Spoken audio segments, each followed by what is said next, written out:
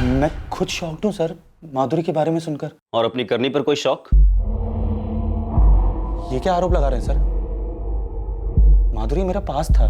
ठीक नहीं था, एक खट्टा सा स्वाद रह गया था दिल में कहीं। ऐसा कुछ भी नहीं था सर, किसी को लाइक करना कोई क्राइम नहीं है। ठीक है, मैंने जिस तरह से अपने दोस्तों को बोला वो गलत था, पर मुझे अपनी गलती का एहसास उसी वक्त हो गया था। अब मैं अपनी फीलिंग्स एक्सप्रेस करने के लिए प्रिंसिपल के पास जाऊं या पुलिस के पास? माधुरी, आई एम सॉरी। मैं तुमसे पूछने ही वाला था। क्या? यही कि जो मैं तुम्हारे लिए फील करता हूँ। फिर वही बात, तुम पागल वागल हो क्या? मैं तुम्हारे बारे में तो क्या किसी के भी बारे में ऐसा फील नहीं करती, और आज के बाद मेरे बारे में किसी से कोई बात मत करना। माधुरी, दिल से कह रहा हूँ सॉरी, आगे से ऐसा कभी नहीं होगा। तुम्हारे सॉरी बोलने से ना कुछ ठीक नहीं हो जाएगा। जो बकवास फैलाकर रखी है ना तुमने कैंपस में, जाके पहले उसको ठीक करो।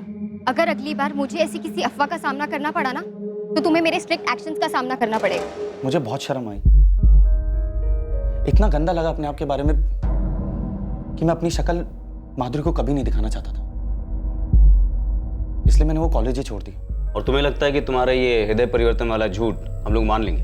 सर, आप लोग क्या मानेंगे या क्या नहीं मानेंगे वो मैं नहीं जानता, लेकिन कॉलेज छोड़ने के बाद आज 28 जून 2016 को मैंने माधुरी का नाम पहली बार सुना। प्रदीप, कॉलेज छोड़ने के बाद और क्या क्या किया तुमने? मैंने दूसरा कॉलेज ज्वाइन किया और अपनी इंजीनियरिंग कंप्लीट की, फिर उसके बाद जॉब की। अपनी दोस्त अंकिता से मुझे सच्चा प्यार मिला, जिससे मैंने शादी की। अब मैं सेटल्ड हूँ सर, और माधुरी से मेरा दूर दूर तक का कोई वास्ता नहीं है। लेकिन दूर दूर से सुपारी तो दी जा सकती है। ऐसा नहीं है सर, मैं मानता हूं कि आप लोगों की इन्वेस्टिगेशन आप लोगों को मेरे पास तक ले आई है, पर वो मेरा पास था जो आप लोगों को मेरे पास तक लाया। मैं अपना पास भुला चुका हूं सर, वो मेरे लिए क्लोज चैप्टर है। मैं जाऊं सर? लेकिन फोन चालू रखना, हम लोग कभी भी फोन कर सकते हैं। सर, प्रदीप साठे ने इस साल माधुरी को कोई फोन या कोई मैसेजेस नहीं किए। लगता तो नहीं है इसने कुछ किया होगा, पर फिर भी अतीत के घाव, खासकर ये इश्क मोहब्बत वाले, अक्सर नासूर बन के पनपते रहते हैं। पूरा चिट्ठा खुलवाता हूं इसका पिछले 2 सालों का। सर, इस प्रदीप साठे को पूरी तरह से हम रूल आउट तो नहीं कर रहे, लेकिन एक तरह से हमारे हाथ में कुछ है नहीं। चलो अभी के लिए मान लेते हैं कि प्रदीप कातिल नहीं है, फिर कौन है? कौन है जिसे माधुरी से इतनी नफरत थी, इतना गुस्सा था? सर, 4 महीने पहले तो माधुरी मुंबई आई थी एक नई जिंदगी बनाने के लिए। होनहार थी, मेहनती थी, कोई उससे जल गया क्या?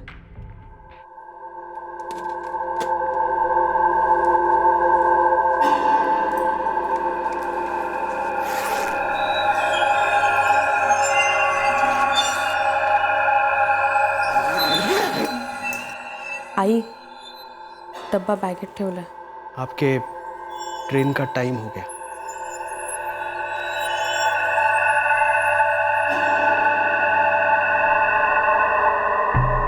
आई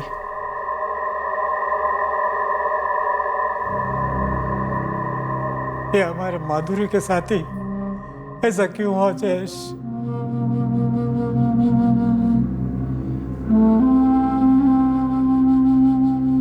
अब मैं क्या बोलूं बाबा, मेरे पास बोलने के लिए कुछ है ही नहीं. कोई था या? अब ये सब सोच के क्या होने वाला है. माधुरी तो गई, अब सब पुलिस के हाथ में है. जब पता करेगी तब पता चलेगा क्या सच था क्या नहीं.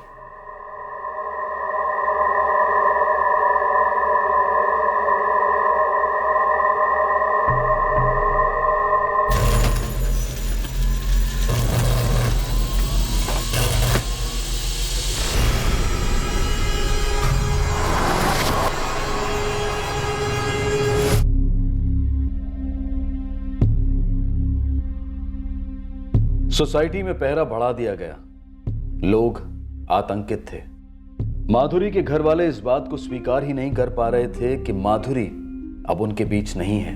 मानो एक रात अचानक से एक तूफान आया और उनकी सारी खुशियां रौंद कर चला गया। इस शोक मनाते घर से थोड़ी ही दूरी पर एक और परिवार अपने एक सदस्य के मारे जाने के गम में डूबा हुआ था, तो दूसरी ओर एक तीसरा आदमी अपनी तकदीर का शुक्रिया अदा कर रहा था कि वो उस पर हुए हमले में मारा नहीं गया। 12 घंटे की ड्यूटी लगेगी, सोच ले। हाँ साहब, चलेगा, मैं कर लेगा साहब। महीने का 2 ही छुट्टी मिलेगा, ऊपर मांगेगा तो भी नहीं दूंगा। वो भी चलेगा साहब। आज से शुरू कर। एक काशी, ये नकुल की जगह पे आया है, इसको काम समझा दे। चल। माधुरी साटम और मर्डर केस में कड़ी इन्वेस्टिगेशन के बावजूद भी पुलिस के हाथ ऐसा कोई सुराग नहीं लगा था जो कि उन्हें मुजरिम तक ले जा पाता। दरअसल पुलिस गलत दरवाजों पर दस्तक दे रही थी, पर जब सही दरवाजा खुला तो सबको जबरदस्त शौक लगा। शौक इस बात का कि आखिरकार इन्वेस्टिगेशन का ये पहलू छूट कैसे गया।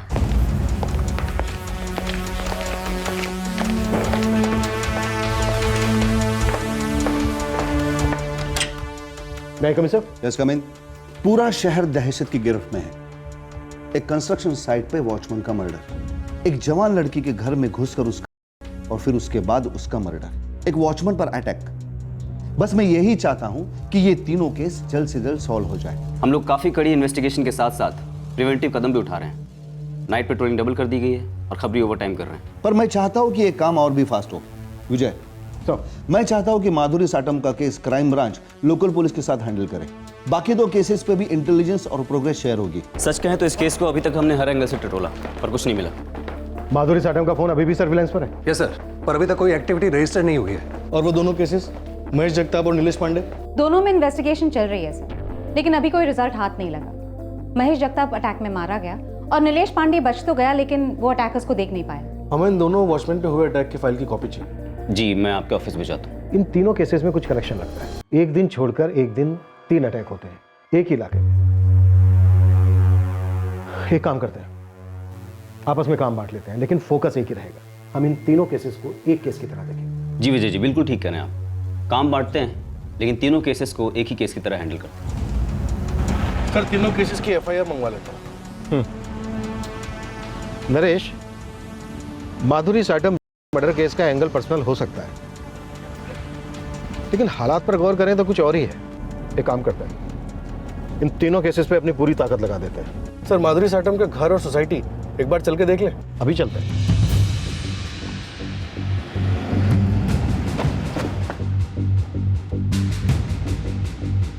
हेलो साहब, किससे मिलना है? Crime branch. सलाम साहब। 24 जून की रात को जो मर्डर हुआ था एक लड़की का, हाँ, उस रात को तो ही ड्यूटी पर था? नहीं साहब, मैं नहीं था। उस दिन ड्यूटी पर दूसरा वॉचमैन था। मुझे सोसाइटी का वो एरिया देखना है जहां से उस रात कातिल भागे थे।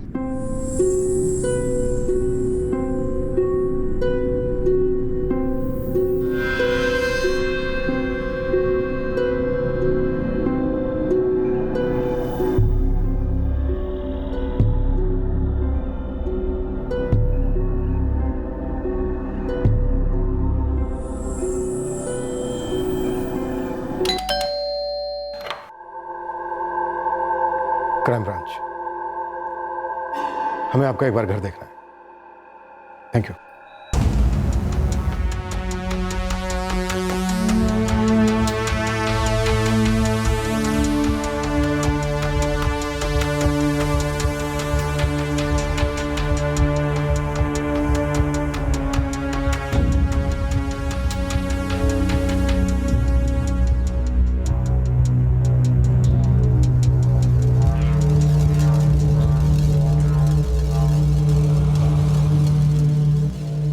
सर, कुछ पता चला किसने किया मेरी बहन के साथ?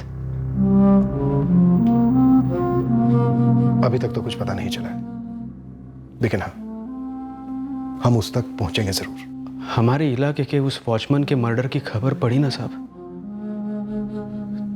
तो हमने सपने में भी नहीं सोचा था कि हमारे घर में कुछ ऐसा होगा। और मेरी इकलौती बहन थी साहब, 22 साल की, बहुत कुछ बनना चाहती थी। जो आपकी बहन माधुरी के साथ हुआ है ना, वो हम किसी दूसरी लड़की के साथ नहीं होने देंगे। नरेश, ये भी तो हो सकता है कि रैंडमली बिना कुछ सोचे कोई शख्स या गिरोह ऐसे ही लोगों पर अटैक कर रहा है। अभी कुछ देर के लिए माधुरी साटम का कोई पर्सनल एंगल होने की पॉसिबिलिटी को एक तरफ रखता है और इन दोनों केसेस पे देखता है। हाँ बोलो वजह साहब। ये मुझे किसी गैंग का काम लगता है। लेकिन हमने सभी चोरों के गैंग से उठवाया था। दोबारा उठाओ, दोबारा अच्छे से धुलाई करो। अगर ये कोई नया गैंग भी है तो पुराने गैंग से ही कोई टिप मिलेगी। जी नरेश, महेश जगताप केस की सारी डिटेल्स ले लो। हम साइट पर जा रहे हैं। Right sir.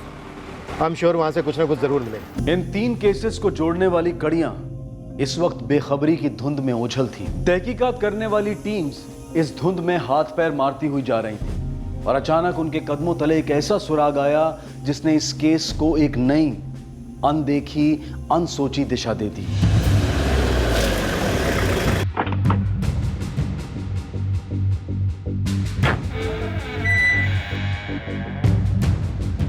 जी क्राइम ब्रांच। सबीना क्या नाम बताया था उसका? अजीत सालवी साहब, वो वहीं का रहने वाला है। उसी ने सबसे पहले महेश जगताप की लाश को देखा था। इस अजीत को फोन करके बोलो आके हमसे मिले। हम लोग क्राइम सीन पर ही हैं। सर, वॉचमैन महेश जगताप की लाश जिसने सबसे पहले देखी थी, अजीत सलवी, वो पहुंचने वाला है। अजीत सलवी? हो साहब, मीट। वॉचमैन महेश जगताप की लाश सबसे पहले तूने देखी थी? हो साहब, मैं वहाँ संडास जा रहा था।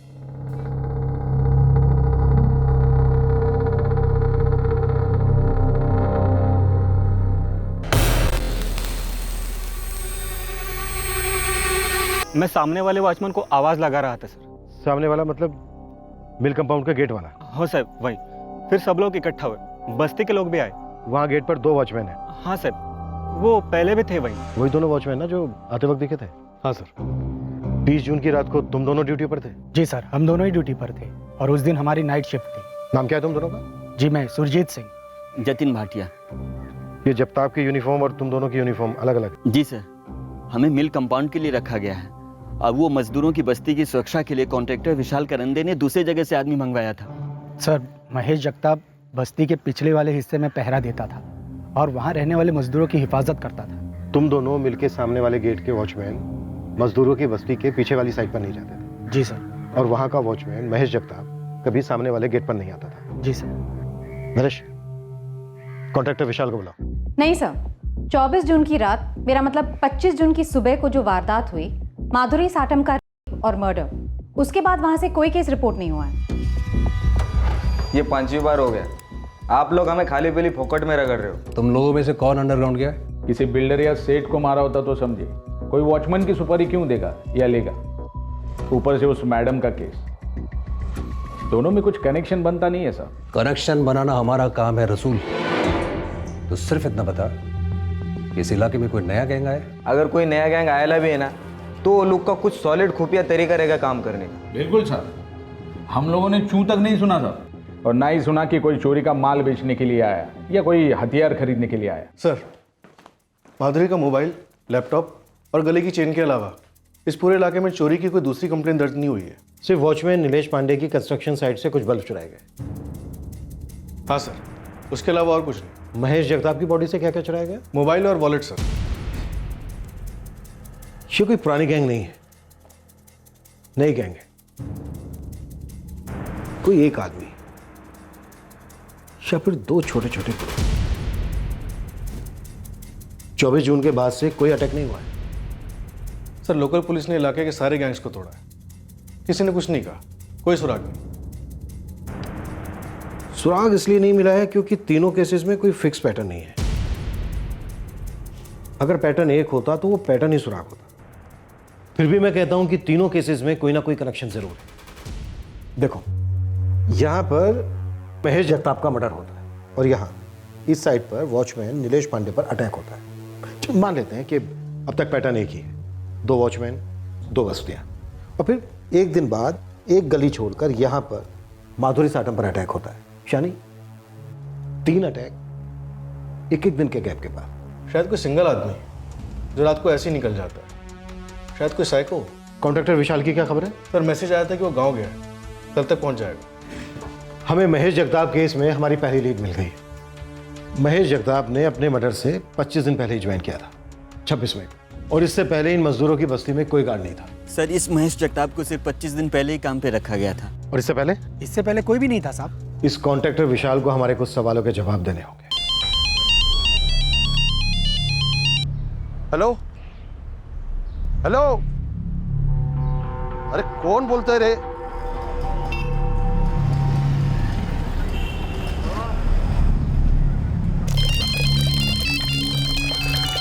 हेलो, अरे कौन बोलते रे बाबा? हेलो हेलो,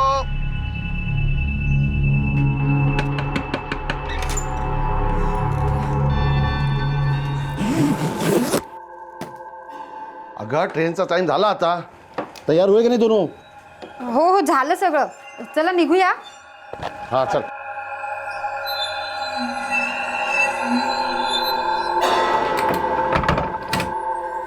तेव्हापासून तुम्हाला बोलतोय. हो. आता या की लवकर आता. चल राखी, चल लवकर.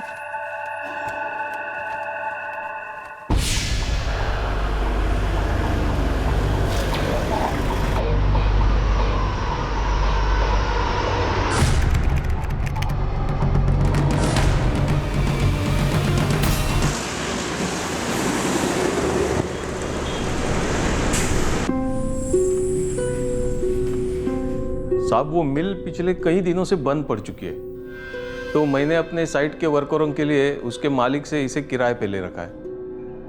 अब बस्ती भी वहीं बसा दी.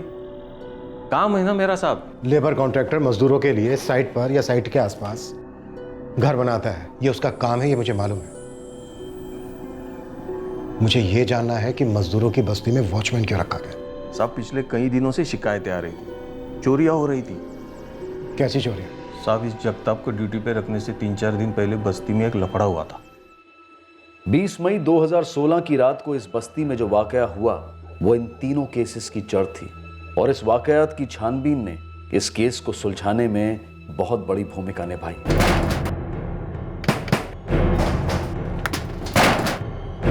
क्या हो रहा है यहाँ? कौन पत्थर मार रहा है?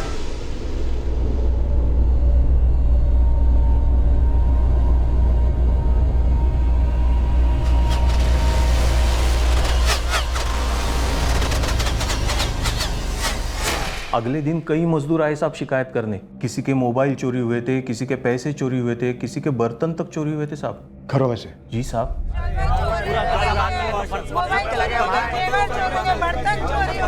हम मिल के गार्ड लोगों को पूछने गए कि क्या लफड़ा है, उतने में हमारे घर में घुसकर कोई चोरियां कर गया. ये पीछे का इलाका है बड़ा खतरनाक. आप लोग अपने अपने खोलियों के दरवाजे खुले छोड़ गए थे. एकदम से पथराव होने लगा छतों पर. हम सब बाहर भागे. अब कौन दरवाजा बंद करने की सोचता. आपने तो चोरों को खुला ऑफर दे दिया. लोगों की पूरे दिन की कमाई गई है विशाल बाबू. हाँ विशाल बाबू, कई लोगों के तो फोन भी गए. इतना नुकसान कौन भर के देगा विशाल बाबू? देखो, मैं आप लोगों का नुकसान भर के नहीं दे सकता. हाँ, लेकिन आगे ऐसा ना हो इसके लिए कुछ बंदोबस्त कर सकता हूँ. कैसे? मैं एक वॉचमैन रखवा देता हूँ, वो पिछले इलाके में पहरा देगा. तभी मैंने एजेंसी से इस महेश जगताप को ड्यूटी पे रख लिया साहब. उस रात को जो छतों पर पथराव हुआ था और घरों में से चोरियां हुई थी, इसकी शिकायत दर्ज करवाई थी पुलिस स्टेशन में? नहीं की थी साहब, लेकिन दूसरे दिन से सभी लोग अपने अपने काम पे लग गए, और फिर आगे 4 हफ्तों तो कुछ भी तो नहीं हुआ ना साहब. कोई चोरी नहीं हुई, लेकिन महेश जगताप का मर्डर हो गया. हाँ, लेकिन वो ये सब लेकिन बाद में विशाल, सब कुछ. उस रात मजदूरों के घरों से क्या क्या चोरी हुआ उसकी मुझे लिस्ट चाहिए. फोन, कैश, बर्तन, सब कुछ. साहब मेरा फोन नंबर बोलो. 4447 86 545. ठीक. मेरे 2500 रुपये भी गए साहब. मेरा भी मोबाइल गया. सर, कुल मिलाकर 15 मोबाइल चोरी हुए. सबके घर से कुछ ना कुछ कैश गया. टोटल 35-40 हज़ार के आसपास. और इसकी रिपोर्ट नहीं लिखवाई इन लोगों ने? नहीं सर. जितने भी मोबाइल चोरी हुए हैं सबके कॉल रिकॉर्ड निकालो. तुक्का लगाते हैं, हो सकता है निशाना सही लग जाए.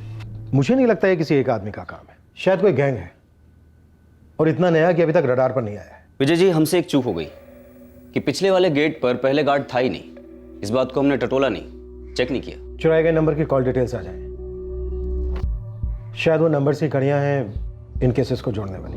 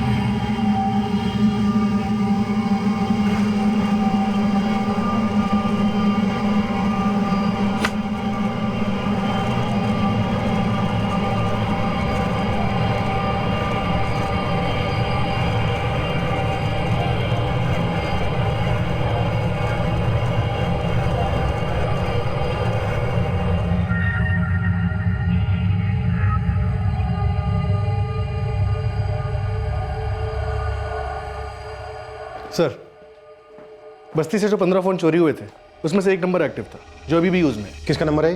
मंगेश बंसोड़े, 4447866545। 444786545। इस नंबर से पिछले 3 हफ्तों से सिर्फ एक ही नंबर पे कॉल किया गया, 444120090। ये किसका नंबर है?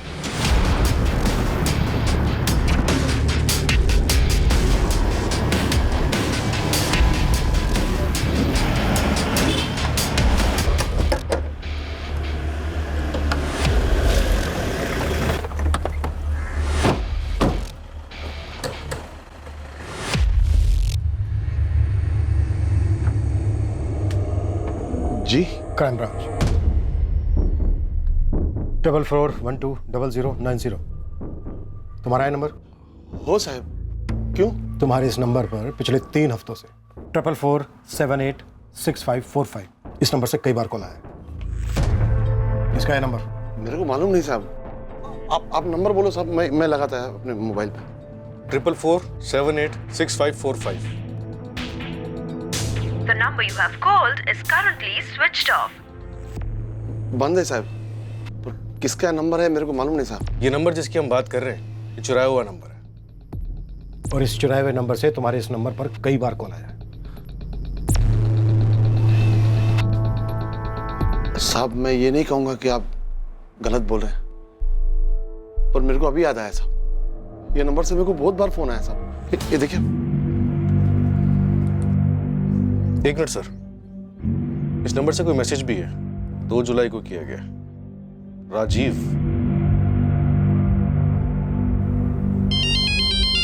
हेलो, कौन बोलता है? हेलो साहब, ये वही नंबर होगा साहब। ये नंबर से मेरे को बहुत बार फोन आया साहब। कभी कभी तो दिन में 3-4 बार फोन आता है, पर कोई बात नहीं करता है। कौन है राजीव? मैं नहीं जानता साहब। तुम्हारे घर में इस नंबर को तुम्हारे अलावा कोई और भी इस्तेमाल करता है? मजदूर आदमी हूँ साहब। मैं, मेरी बीवी और मेरी बेटी राखी, सब लोग यही फोन इस्तेमाल करते साहब। ये नंबर मीरा रोड की एक कंस्ट्रक्शन मजदूरों की बस्ती से चुराया गया। जानते हो किसी को?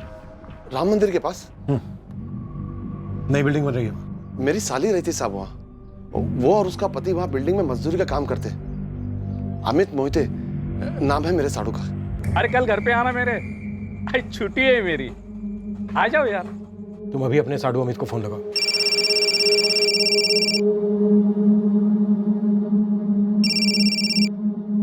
हेलो, हाँ वसंत भाऊ, बोला बोला। अमित, तू किसी राजीव को जानता है उधर? राजीव? हाँ, उसके फोन से मेरे को बहुत बार फोन आया था, पर कोई बात नहीं करता है। एक बार मैसेज भी आया जो मैंने देखा नहीं, पर उसपे भी राजीव ही नाम लिखा है। मुझे पहचानने वाला कोई राजीव आपको फोन और मैसेज काय को करेगा? वो सब छोड़ना, तू किसी को जानता है क्या? हाँ जानता हूँ। कौन है? हमारे बाजू में एक बेवड़ा रहता है, चंद्रकांत सरोदे करके। उसकी पत्नी घर काम करती है, उनको एक बेटा है, उसका नाम राजीव है। वो करता क्या है? चोरी करता है साहब। मेरे साड़ू के पड़ोसी का लड़का है वो राजीव। वो कह रहा है कि वो चोरी चकारी करता है। अमित, मैं विजय, क्राइम ब्रांच से हूँ। जितना जल्दी हो सके तुम हमारे ऑफिस पहुंचो, हमें इस राजीव के बारे में जानकारी चाहिए। बसंत, तुम्हारी बेटी राखी इस राजीव को जानती है क्या? माहित नहीं साहब, अभी वो गांव में। फोन लगाओ गांव में।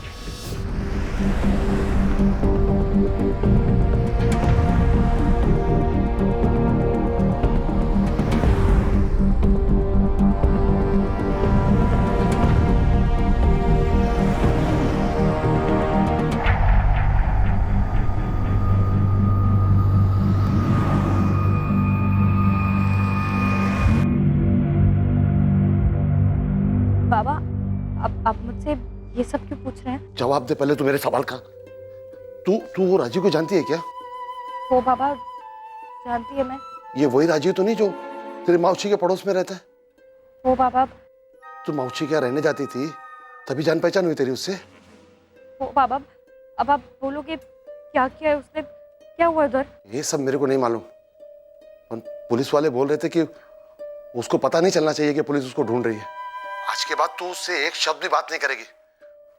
बोला ना, बात नहीं करेगी।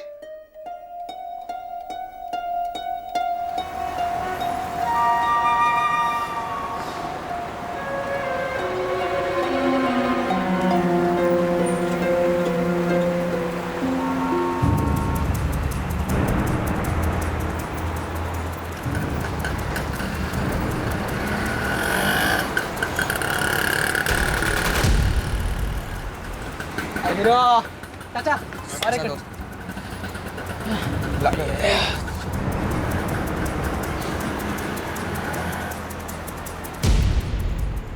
चैतन्य नगर में सर 2 और लोग साथ में हैं।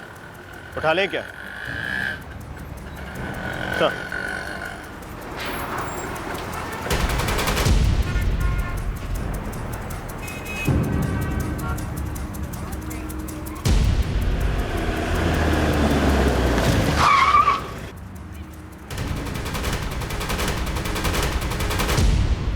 चल। कौन हो तुम लोग? काय झालं? क्राइम ब्रांच चल बताते तुझे काय झाला। सब क्या करें सब मैंने कुछ नहीं किया। सिर्फ 17 साल का है मेरा राजीव। मैं और मेरा बच्चा ही घर चलाता है साहब। उसका बाप बेवड़ा और नालायक है। आप उसको छोड़ दो साहब। कुछ गलतफहमी हुई है आपको। अगर कोई गलतफहमी हुई है तो हम उसे सुधार लेंगे। चुराया हुआ मोबाइल मिला है उसके पास। फोन साहब, फोन तो मुझे रास्ते पर पड़ा मिला था। और क्या क्या चीजें मिली थी तुझे रास्ते पर पड़ी हुई? और कहाँ है वो सब? छोड़ दो ना साहब, आप लोगों को ना सच में गलतफहमी हुई है। सब सीधा साधा लड़का हूँ, बाप बेवड़ा है मेरा, माँ का हाथ बटाने के लिए नौकरी करता हूँ साहब। आर के मिल कंपाउंड में मजदूरों की बस्ती पर पथराव, फिर चोरी, उसके बाद वहां के वॉचमैन महेश जगताप का मर्डर, फिर सागर लक्ष्मी निवास बिल्डिंग के नीलेश पांडे पर हमला, उसके बाद श्री सुनेत्रा अपार्टमेंट की माधुरी साटम और मर्डर। क्या बोल रहे हो साहब? मैं होटल में वेटर का काम करता है, चाय कॉफी का बिल फाड़ता है साहब, और आप वो कितना बड़ा बिल हमारे नाम पे फाड़ रहे हो? ए, कुछ किया है क्या तुम लोगों ने? बोल दो साहब को कुछ किया है तो। साहब, आप लोगों ने गलत लोगों को अंदर किया है। Sir 1 minute.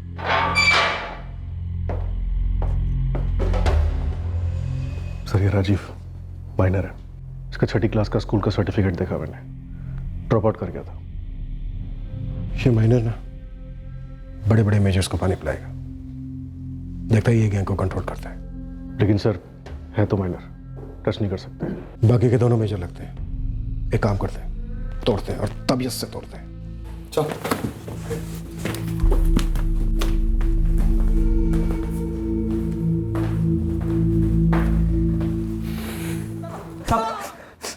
मैं बताता हूँ साहब, हम लोग ने सारा कांड किया, हर जगह हम लोग थे, लेकिन इसके पीछे पूरा का पूरा दिमाग वो राजीव का था।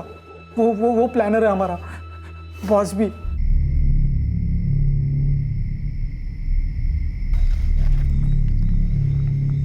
ये पत्थर ना हम सारे छत पर तीनों अलग अलग जगह से मारते।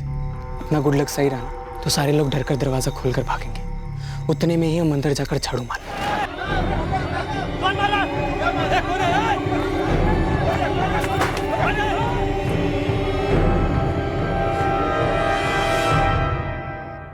कंस्ट्रक्शन साइट पर बल्ब चुरा रहे थे ना साहब, तो वहाँ पर वो वॉचमैन टपक पड़ा था साहब हम लोग को लगा वहाँ पे मजदूर लोग रहेंगे, हम उनको लूट सकेंगे। भागो रे यहाँ से, चलो। महेश जगताप, हम लोग वो बस्ती में जब दोबारा लूटने गए तब ये वॉचमैन था उधर। तब ये राजीव बोला हम लोग को कि साले को खत्म कर दो, फिर इस बस्ती में कोई वॉचमैन बनने का डेयरिंग नहीं करेगा। अब देख अपना काम कैसे मक्खन की तरह चलता है। श्री सुनेत्रा अपार्टमेंट की वो लड़की जो अपने घर के बाहर के कमरे में थी,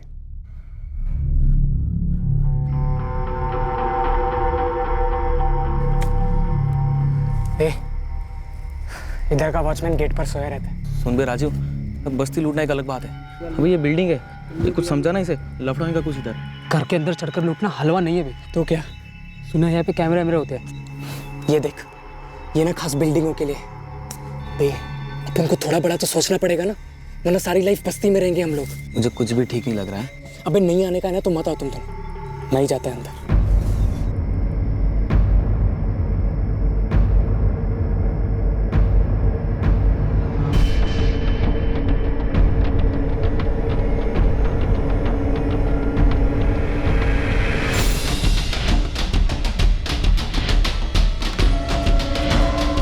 वॉचमैन पकड़ो उसको, वॉचमैन! अरे वो भाग रहा है। या भाई वॉचमैन, चल हम चलते हैं, नहीं तो हम भी मरेंगे। अबे चलना, चल चल। हम बिल्डिंग में गए नहीं थे साहब, हम बाहर से कर लिए थे। हम लोग को नहीं मालूम कि राजीव फ्लैट में क्या क्या किया। दूसरे दिन अखबार पढ़ा तब समझ में आया कि ये क्या क्या कांड करके रखा है। सिर्फ राजीव गया था अंदर? हो साहब। हाँ साहब। जो सामान चुराया था कहाँ वो? हमारे बस्ती के पीछे खाड़ी की जमीन है, वहीं पे सामान छिपाया।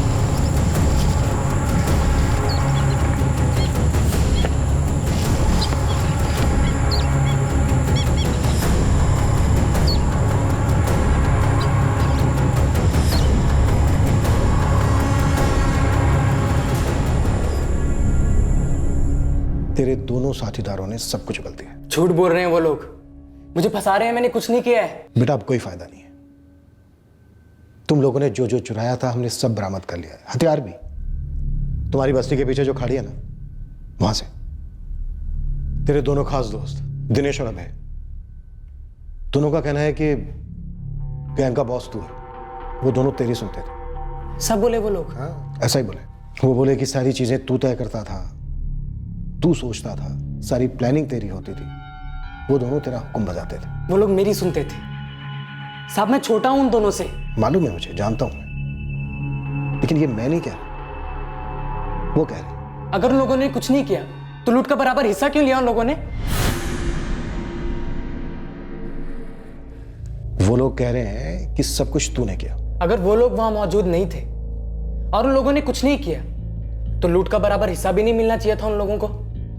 बकायदा गैंग बनाई थी हमने, उन्हें सब पता था कि हम क्या करने वाले हैं। राजीव वो दोनों ये भी कह रहे हैं कि श्री सुनेत्रा अपार्टमेंट में सिर्फ तू गया था, वो लोग वहां नहीं गए थे, और माथुर के फ्लैट में जो भी हुआ वो तूने अकेले किया। हाँ साहब। मेरी ये समझ में नहीं आ रहा है कि तुम माथुर के फ्लैट में गया कैसे होगा।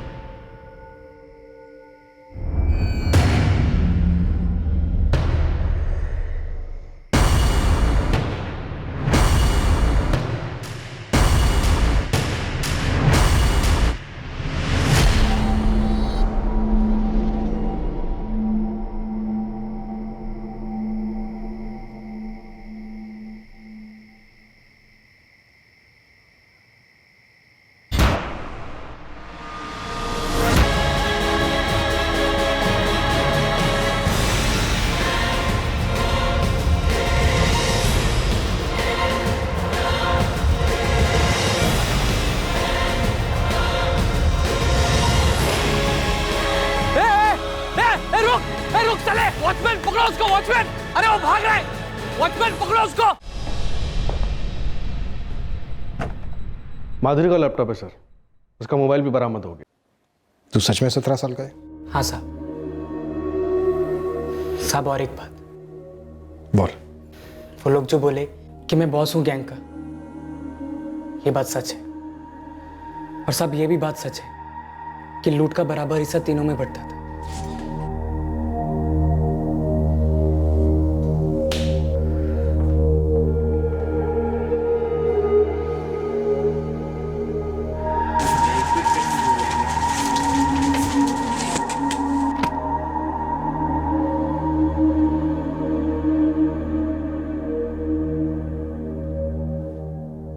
ऐसे पहले हमारा घर लूटने का सोचा और घुस गए। उसे यह तक नहीं पता था कि घर में कौन कौन है।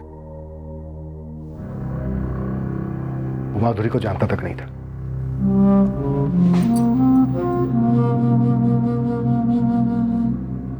महेश जगताप के घर वाले भी बुरी तरह से चौंक गए हैं ये जानकर कि एक नाबालिग लड़के ने अपने दो बालिग दोस्तों के साथ मिलकर महेश का कत्ल सिर्फ इसलिए कर दिया ताकि बस्ती वाले घबरा जाएं।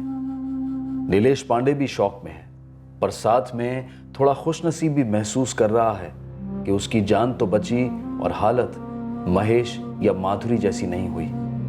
नाबालिग राखी भी बेहद दुखी हो गई है ये जानकर कि जिस नाबालिग लड़के से वो प्यार करने लगी थी वो दरअसल एक चोर, लुटेरा और खूनी भी है। उसे उतना ही पता था जो राजीव ने उसे बताया था। प्रदीप साठे अपने अतीत के बल पर माधुरी और मर्डर केस में सस्पेक्ट बन गया था, पर असली मुजरिम के पकड़े जाने पर उसे भी थोड़ा सुकून महसूस हो रहा था और थोड़ा दर्द भी ये जानकर कि माधुरी की इतनी भयंकर तरीके से हत्या हुई थी।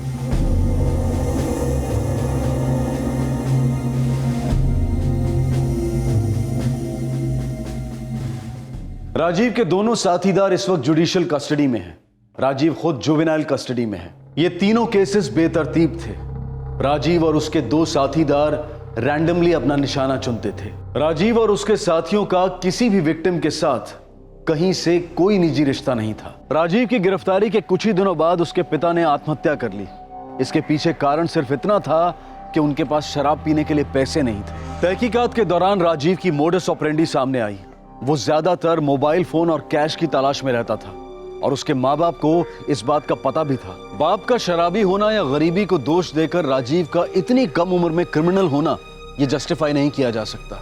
अगर राजीव की माँ ने उसकी रिपोर्ट लिखवाई होती तो शायद राजीव को रोका जा सकता था और शायद ये भयंकर जुर्म होते ही नहीं। फिर मुलाकात होगी अगले एपिसोड में एक और चौंका देने वाले केस के साथ। तब तक सुरक्षित रहें, सतर्क रहकर एक अच्छे नागरिक का फर्ज अदा करें और देखते रहें क्राइम पेट्रोल सतर्क। सबक एक को, सीख हम सबको। जय हिंद।